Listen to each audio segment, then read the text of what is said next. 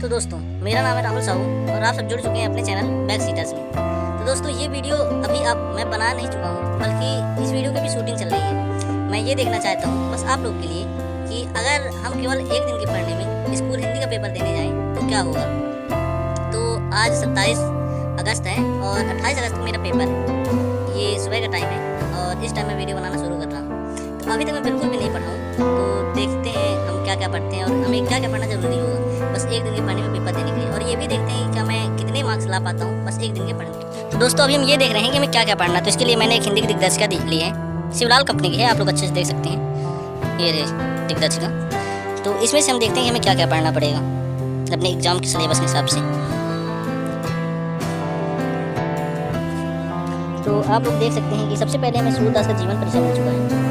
ये तो हमारे सिलेबस के हिसाब से बहुत ज़्यादा इंपॉर्टेंट है। और अभी हम तिमाही पेपर दे रहे हैं, इसलिए हमारे कोर्स में केवल 2 कविता और 2 पद्य पाठ हैं और गद्य पाठ हैं। तो हमारी कविता में सबसे पहले सूरदास हैं और उसके बाद अपनी कविता में तुलसीदास हैं। ये दोनों कवि आपस में अथवा में रहेंगे। मैं आप लोग को जब पेपर आने के बाद दिखाऊंगा।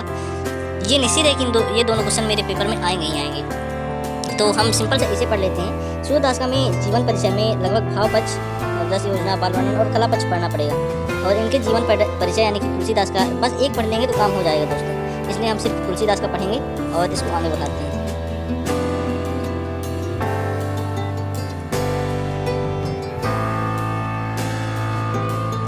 और अब हम आ गए हैं पेज नंबर 80 में। और हमारे पाठ में मैंने आपको पहले ही बताया केवल 2 कवि और 2 लेखक हैं। तो ये दोनों लेखक आपस में अथवा में रहेंगे, तो इसलिए हम केवल एक लेखक का जीवन परिचय पढ़ लेते हैं। तो मैं सिंपल सा स्वयं प्रकाश का जीवन परिचय पढ़ लेता हूँ। तो इनके हम जीवन परिचय में सबसे पहले पढ़ेंगे भाषा और शैली। ये दोनों भाषा शैली आप लोग देख सकते हैं हमें दी हुई है, इसलिए हम इनकी भाषा शैली पढ़ लेते हैं। इसके बाद हम आ गए हैं पेज नंबर 1 में। और 1 में हमें सबसे काल विभाजन पढ़ना पड़ेगा। काल विभाजन हमारे कोर्स में एकदम निश्चित ही बात है कि हमारे कोर्स में आएगा ही आएगा। इसलिए इस बार हमारे कोर्स में आधुनिक काल, रीतिकाल और आदिकाल है। भक्ति काल हमारे 9th में थी, इसलिए हम भक्ति काल को छोड़ देते हैं और इनमें से सीधे से पढ़ लेते हैं। जैसे आदिकाल का समय वगैरह और रीतिकाल की विशेषता, आदिकाल की विशेषता और इन्हें किस नामों से जाना जाता है, ये सब हम सिंपल से इसमें पढ़ लेते हैं। और एनसीईआरटी के सिलेबस में कोई बड़े क्वेश्चन तो आते नहीं पाठों से केवल 2 नंबर के क्वेश्चन ही आते हैं। उनमें से बहुत सारे ग्रामर के निकल जाते हैं, इसलिए हम पाठ से क्वेश्चन तो अभी नहीं पढ़ेंगे। इसके बाद हम थोड़ी देखेंगे। लेख हमारे पेपर में निश्चित में आ जाता है। तो यहाँ पास प्रदूषण की समस्या का दिया है, इस प्रदूषण की समस्या का लेख हम पढ़ेंगे। और वृक्षारोपण का भी हमारे पेपर में अक्सर ही आ जाता है, जिससे हम वृक्षारोपण का लेख पढ़ लेंगे। और जीवन में खेलों का महत्व ये बहुत ज़रूरी है, इसे भी हम थोड़ी सी देख लेंगे। और अब हम थोड़ी विज्ञापन लेखन देख लेंगे। ये हमारे पेपर में इससे क्वेश्चन निश्चित आ जाता है। तो ये रहा सबसे पहले पुस्तक भंडार का विज्ञापन, और ये शिक्षा सदन का, और ये उच्च शिक्षा मंत्रालय का।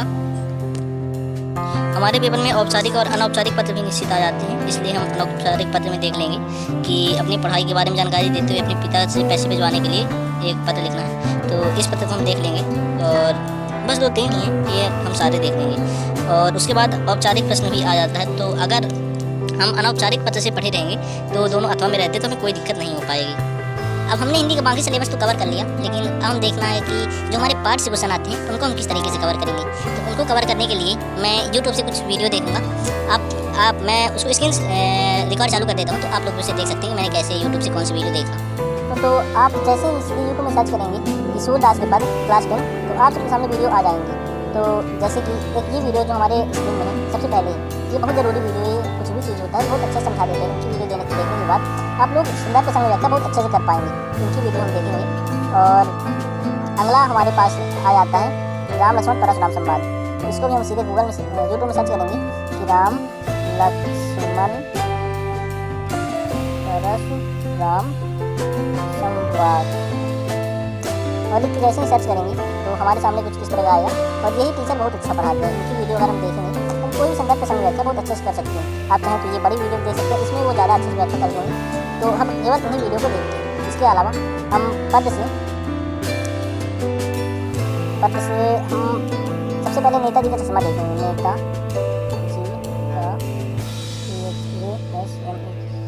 नेताजी का चश्मा में इनकी वीडियो हम इस बार नहीं देखेंगे, बल्कि ये वाली वीडियो देखेंगे। ये बहुत ही ज़रूरी वीडियो हो जाती है, तो इसको हम लोग देख लेंगे। और इसके अलावा बाल गोविंद भगत, बाल गोविंद भगत से हम इन सभी को छोड़कर ये वाली वीडियो देख लेंगे। ये काफ़ी अच्छा पढ़ा देते हैं, इसमें उनकी वीडियो देख लेंगे।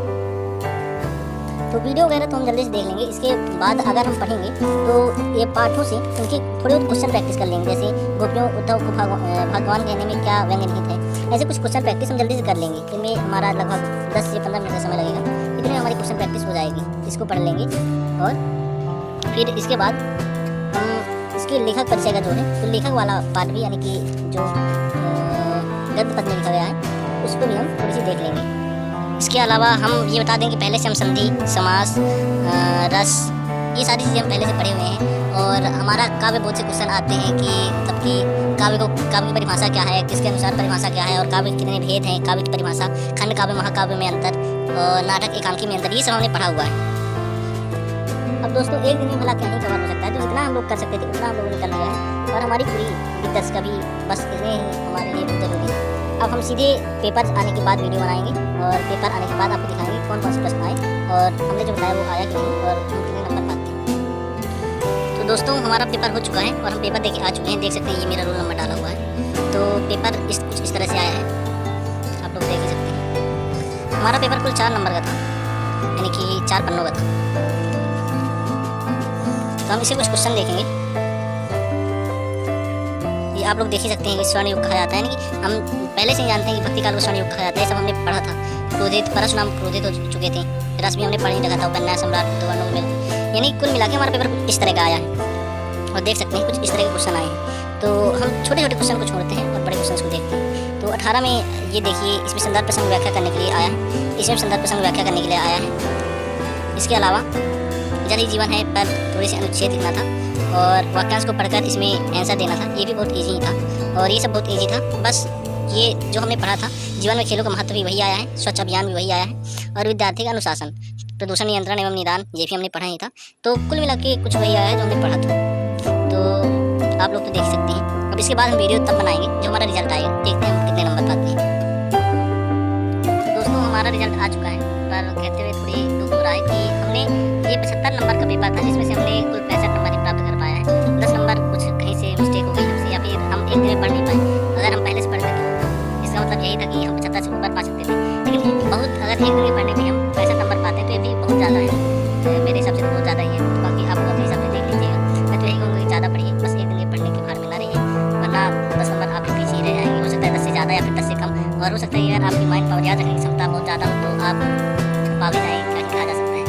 तो आप लोगों ने तो देख ही लिया। इसके लिए, इस वीडियो के लिए हमने बहुत ज़्यादा मेहनत की थी, और ऐसा नहीं था, मैं पढ़ भी सकता था, लेकिन इस वीडियो की वजह से मैं नहीं कर पाया। लेकिन बस आपको दिखाना था बस।